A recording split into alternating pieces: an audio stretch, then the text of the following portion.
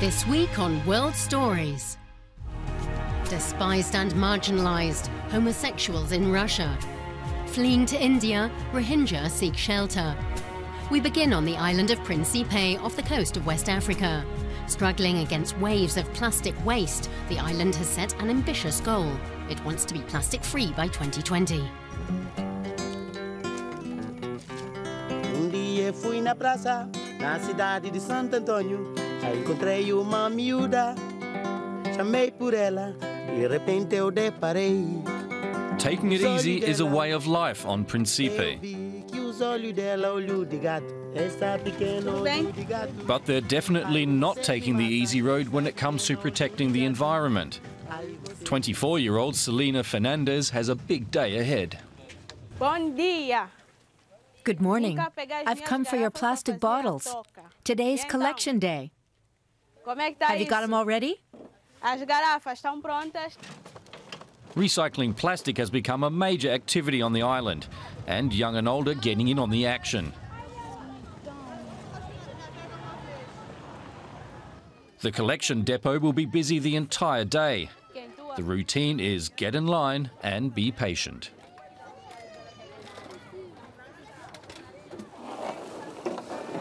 Celine Fernandez is helping out with the counting. She works in the Biosphere Reserve team. She says most of the plastic bottles arriving on the island contain palm oil for cooking. By holding collections every few months, the team has gathered up 450,000 bottles.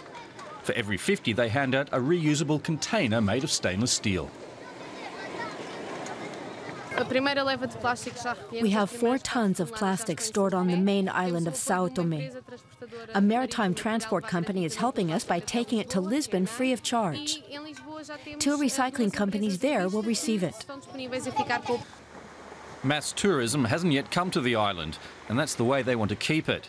But the locals also need jobs. So the idea is to upcycle the island's waste, 70% of which is organic. These women are making commercial compost. It's a new venture on the island and it's hard work. The compost beds need to be turned 3 times a week. Plastic. That's bad. The women are aiming to sell their first compost in 3 months. They've already approached potential clients, and they hope all their hard work will eventually pay off.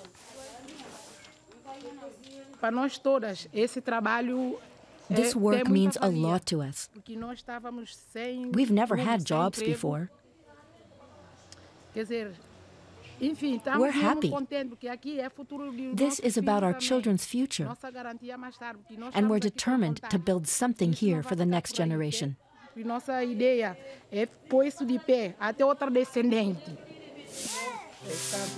Príncipe Island, certainly not taking the easy way.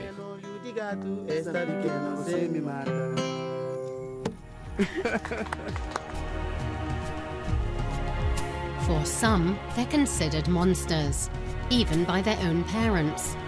Homosexuals in Russia. Natalia and her mother spoke to us about their struggle in St. Petersburg.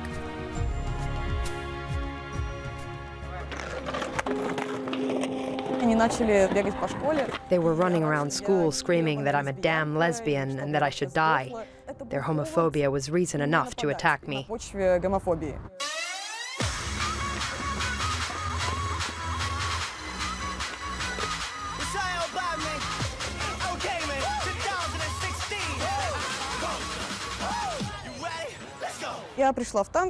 When I started dancing, I met people I knew I'd feel comfortable with.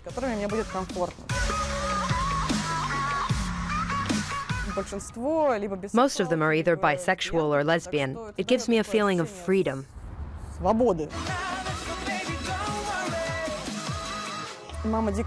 mother was really upset when she found out. She cried a lot. It was a shock for us.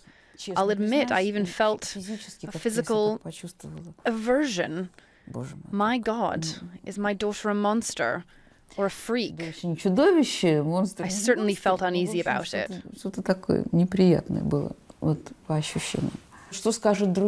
And what will people say?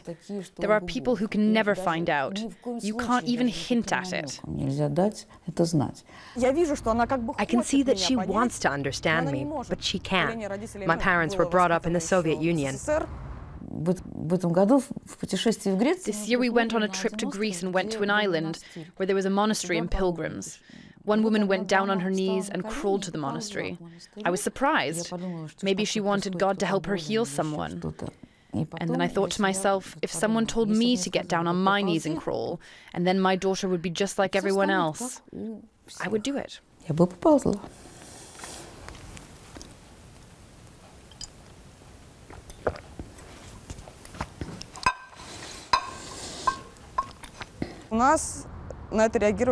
In Russia, the reaction is harsh.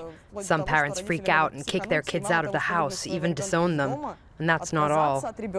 One girl I know, her father almost killed her for it. He beat her up. When I was 14, my classmates and some of the kids at school found out. They spat at me, hit me with their heavy backpacks filled with books, beat me up and insulted me. I freaked out. I cried because I was so scared. I thought my life was over.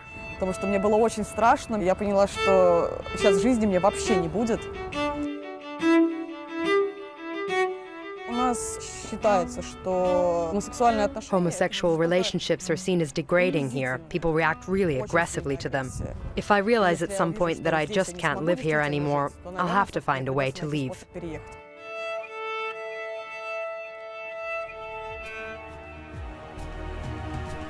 Many Rohingya, Muslims forced to flee Myanmar, have found refuge in India, but New Delhi may want to send them back. Hafiz Ahmad tells us about his fear.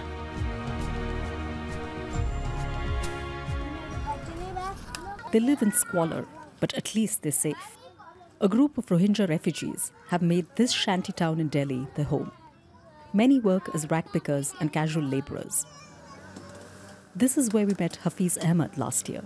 He had arrived 2 years ago.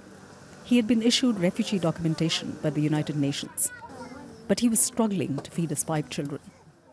He couldn't find work, he didn't speak Hindi, and found it hard to adapt to India. But a year on, things have changed. Hafiz can navigate Delhi's chaotic roads ever since he began driving a rented rickshaw. It brings him a regular income, between 5 to 6 euros a day. His children study in a government school. Today he picks up his daughter, Munni Attar. Hafiz says he's grateful to India for the chance to build a new life for himself and his family. He's even picked up Hindi, allowing him to connect more deeply with the country that's given him refuge. I meet a lot of Indian commuters through my work. I interact more with Indians now than with people from my own community. That has definitely helped my Hindi. It's improving, and I want it to become even better in future. Like Hafiz, many here have integrated into Indian society.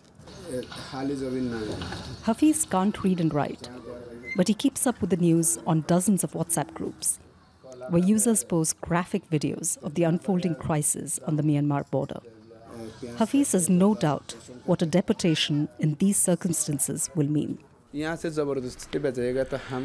the Indian government forcibly sends us back, my children's future will be ruined. Everything will be over. There's no humanity in Myanmar towards Rohingyas. We'll all be killed if we're sent back. The feelings are shared by many of Hafiz's friends in the settlement. There's little else they speak of nowadays. I'm very scared. My mother and sisters still live in Myanmar.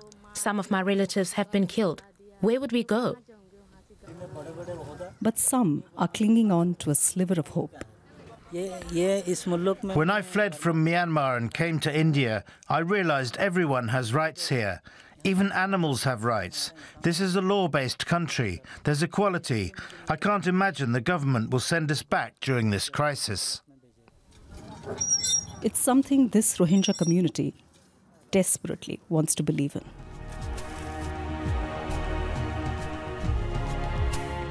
Can traditional bookstores survive in the age of the internet?